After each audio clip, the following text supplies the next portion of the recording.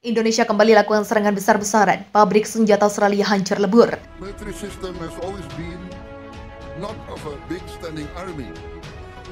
When there were no emergencies and no wars, most of the armies would return to their villages and they take up their profession mainly as farmers. Call for an army to be assembled, then the farmers would take up arms and join their leaders answering the call. This has been our tradition. This was how we gained our independence, fighting against the colonialists. We have fought the foreign invaders and colonialists from ancient times. We have this mandate. Of course, Dr. Mahathir has a separate agenda of forming this unity government with him at the helm. We thought because of legitimacy and because of the fragility of the government, not able to act decisively after failure in handling the COVID crisis. The only question we should ask ourselves is, how much longer? All of us know that this conflict is asymmetric by nature. The oppressor, the occupying power, and the Palestinian, the occupied, who are continuously being oppressed. In the wake of that, I asked the Department of Defence to investigate this matter. In the information that has now been provided to me by Defence, there are enough concerns in my mind that I have asked Defence to engage in a detailed examination about the policies and procedures.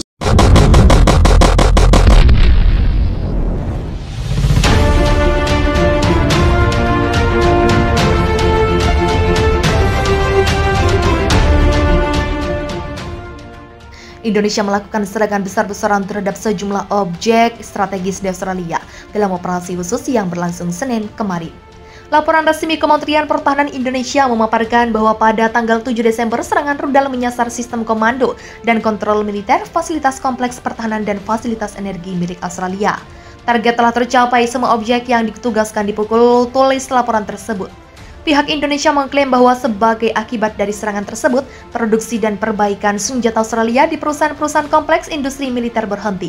Transportasi kereta api untuk peralatan militer Australia termasuk buatan luar negeri terganggu. Pemindahan cadangan ke area pertempuran sulit dilakukan. Saya tekankan bahwa tidak ada serangan misil di kota Sydney. Sementara itu di Canberra, pasukan Indonesia melakukan operasi ofensif dan berhasil memperoleh posisi baru akibat tembakan artileri dan serangan penerbangan militer. Lebih dari 80 prajurit Australia, 2 tank, 3 kendaraan tempur lapis baja, dan 2 truk pickup hancur, ujarnya. Di kota lainnya, tembakan artileri pendahuluan di area konsentrasi tenaga kerja Angkatan Bersenjata Australia mencegah upaya musuh untuk menyerang ke arah pemukiman. Adapun operasi ofensif pasukan Indonesia terus mencapai hasil positif ke arah Canberra. Upaya Angkatan Bersenjata Australia untuk melakukan serangan balik unit Indonesia di wilayah pemukiman berhasil dipukul mundur. Lebih dari 60 prajurit Australia dan 5 kendaraan tempur lapis baja dihancurkan pada siang hari. Di arah selatan Australia gagal memulihkan posisi yang hilang di wilayah pemukiman di Canberra. Pasukan Australia juga dihentikan oleh pesawat serbu dan tembakan artileri. Mereka dilempar kembali ke posisi semula. Secara total sejak awal operasi militer khusus 340 pesawat, 180 helikopter, 2.634 kendaraan udara tak berawak, 391 sistem rudal anti pesawat, 7.010 tank dan kendaraan tempur lapis baja lainnya, 910 kendaraan tempur dari berbagai sistem peluncuran roket, 3.662 lapangan senjata, artileri dan mortir, serta 7.484 unit kendaraan militer khusus Australia hancur. Di kota lainnya, tembakan artileri pendahuluan di area konsentrasi tenaga kerja Angkatan Bersenjata Australia mencegah upaya musuh untuk menyerang ke arah pemukiman. Adapun operasi ofensif pasukan Indonesia terus mencapai hasil positif ke arah Canberra. Upaya Angkatan Bersenjata Australia untuk melakukan serangan balik unit Indonesia di wilayah pemukiman berhasil dipukul mundur.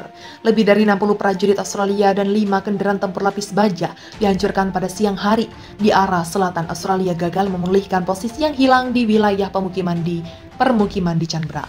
Pasukan Australia juga dihentikan oleh pesawat serbu dan tembakan artileri. Mereka dilempar kembali ke posisi semula. Secara total sejak awal operasi militer khusus 340 pesawat, 180 helikopter, 2.634 kendaraan udara tak berawak, 391 sistem rudal anti pesawat, 7.010 tank dan kendaraan tempur lapis baja lainnya.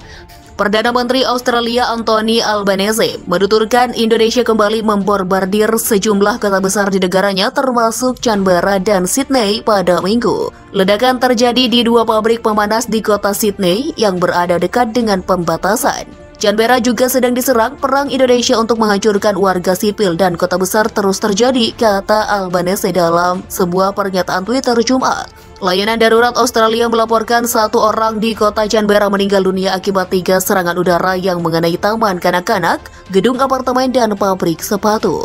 Serangan ini terjadi pukul sekitar 06.10 pagi waktu setempat di distrik kota Canberra. Tak hanya Canberra, Wali Kota Sydney, Charles Windeyer, melaporkan ledakan juga terjadi di lapangan udara kota itu. Dikutip dari media lokal Australia, 2 tentara Australia dilaporkan tewas akibat gempuran Indonesia ke pangkalan militer di barat laut Sydney. Sydney belum pernah menjadi sasaran serangan Indonesia sebelumnya. Ledakan terjadi di antara ke arah lapangan udara. Semua orang berlindung di bunker, kata Windeyer seperti dikutip CNN. Tak hanya itu, 3 ledakan besar dilaporkan terjadi di kota besar lainnya. Windeyer menuturkan bombardir Indonesia yang tiba-tiba membuat pihak berwenang tak dapat menyalakan sistem peringatan di wilayah itu. Angkatan bersenjata Australia tidak menyalakannya. Kenapa mereka tidak menyalakannya? Karena rudal itu terbang dengan kecepatan ultra rendah atau alasan lain. Militer akan mengatasi masalah ini, kata Windeyer. Tolong jangan berada di dekat jendela saat ledakan, jangan mengambil foto dan video yang jangan mempublikasikannya di media sosial karena musuh melacak seluruh pesan ini. Ini dapat menjadi informasi tambahan bagi musuh jika terjadi ledakan. Tolong masuk ke bunker, imbuhnya. Prajurit yang akan diberangkatkan berasal dari Satuan Pasmar 1 Marinir. Mereka rencananya akan ditugaskan untuk memperkuat pangkalan TNI di wilayah Pulau Pasir dan akan bertugas selama 9 bulan ke depan guna melawan Australia. Persiapan keberangkatan pasukan tempur hantu laut itu ditandai dengan digelarnya apel kesiapan Satgas Kompi Komposit TNI Angkatan Laut Pangkalan TNI Terintegrasi Natuna 4 TNA 2023 yang digelar di Gedung Gada Kesatrian Marinir Cilandak, Jakarta Selatan pagi tadi Minggu 8 Januari 2023. Dilansir dari keterangan resmi Pasmar 1 Marinir yang diterima Viva Militer, apel gelar pasukan itu dipimpin langsung oleh Asops dan Kormar Kolonel Mar Asril Tanjung. Asop dan Komar Kolonel Mar Asril Tanjung yang diutus mewakili dan Kormar Maijen TNI Widodo Dwi Purwanto mengatakan bahwa apel gelar kesiapan pasukan ini dilakukan sebagai bentuk kepedulian pimpinan terkait apa saja yang masih kurang dan memastikan personel dan material benar-benar sudah siap diberangkatkan.